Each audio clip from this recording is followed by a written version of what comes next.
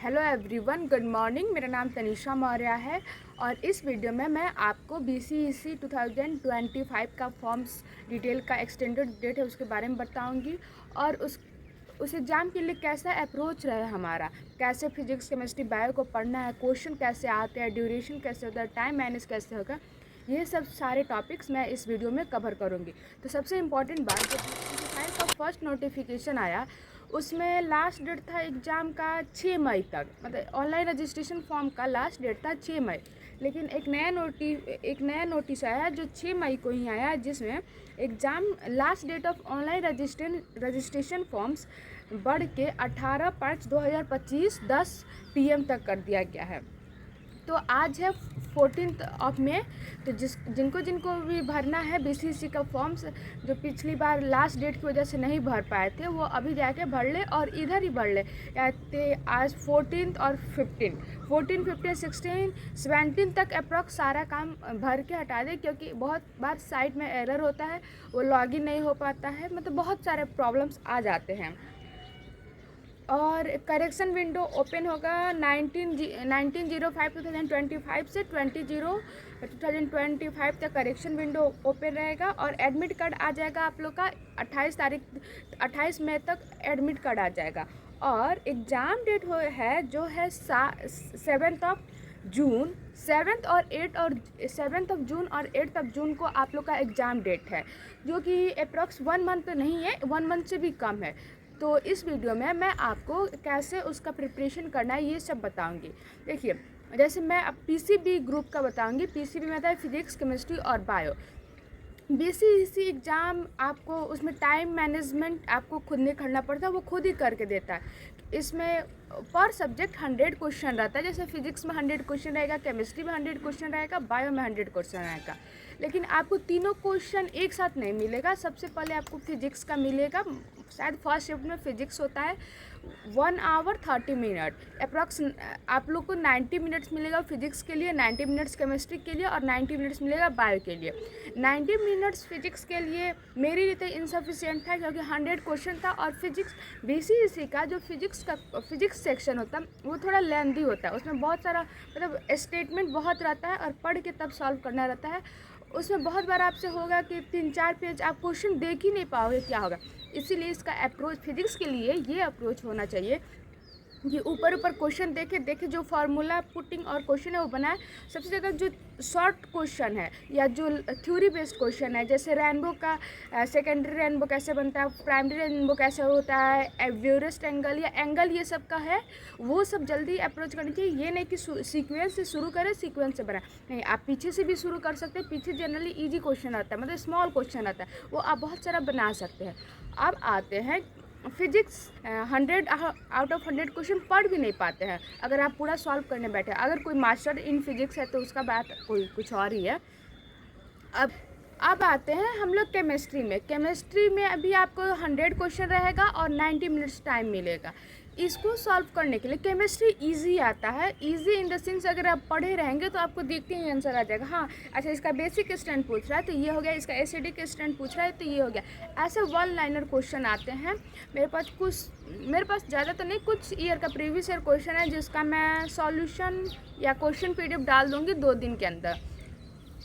तो उसमें 1 liner question आएगा। अच्छा, कैटेलिस्ट, ये कौन सा कैटेलिस्ट है या इसमें कौन सा रिएजेंट यूज होता है, जी क्वेश्चन आता है, लेकिन 1 लाइनर होता है। उसमें आप पढ़े रहेंगे तो आराम से पूरा आंसर बना सकते हैं। जैसे मोलारिटी पे, नॉर्मलिटी पे, वेंटा फैक्टर पे, वॉल्यूम स्ट्रेंथ पे, ये सब पे क्वेश्चन आते रहते, अच्छे आते हैं। और फिर केमिस्ट्री आप पूरा बना सकते हैं 90 मिनट्स में, और टाइम भी कुछ बच जाएगा, इसमें आपको टाइम का कोई दिक्कत नहीं होगा।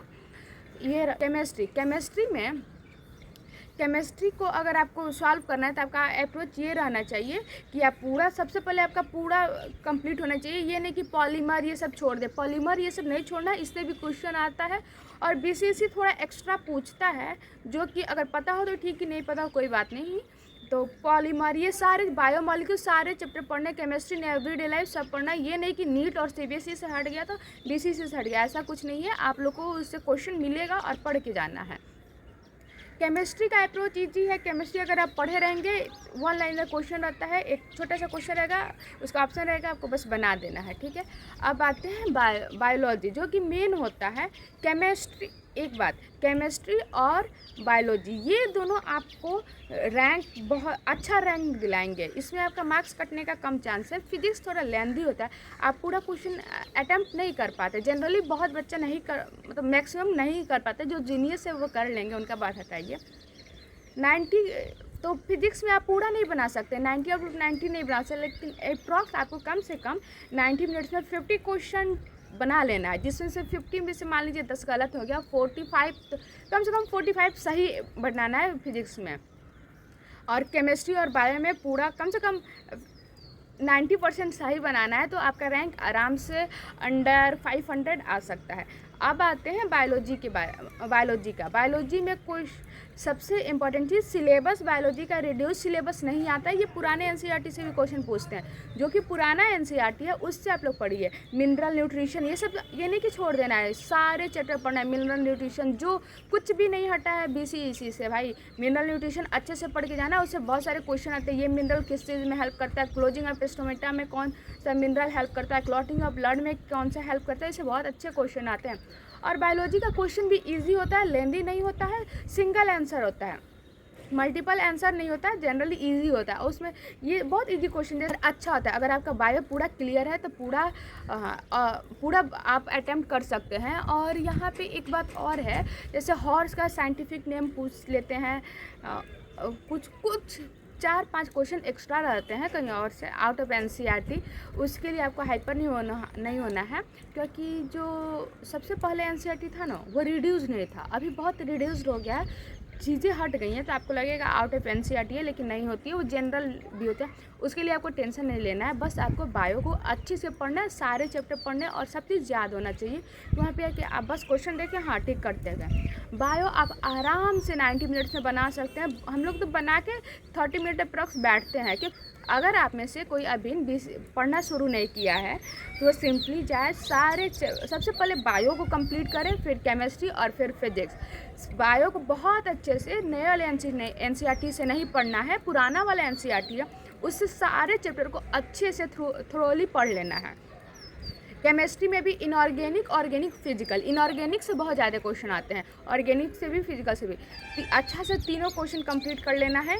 और फिजिक्स को भी हर एक चैप्टर को पढ़ते जाना है, फार्मूला याद करते जाना है, उससे फार्मूला बेस्ड ज़्यादा क्वेश्चन आते हैं, तो फार्मूला अप्लाई करोगे, आंसर बन जाएगा, कैलकुलेशन आपका ठीक रहेगा। तो थैंक यू, होप सो आपको ये वीडियो इन्फॉर्मेटिव लगा हो, जो पूछ रहे होंगे उनके लिए।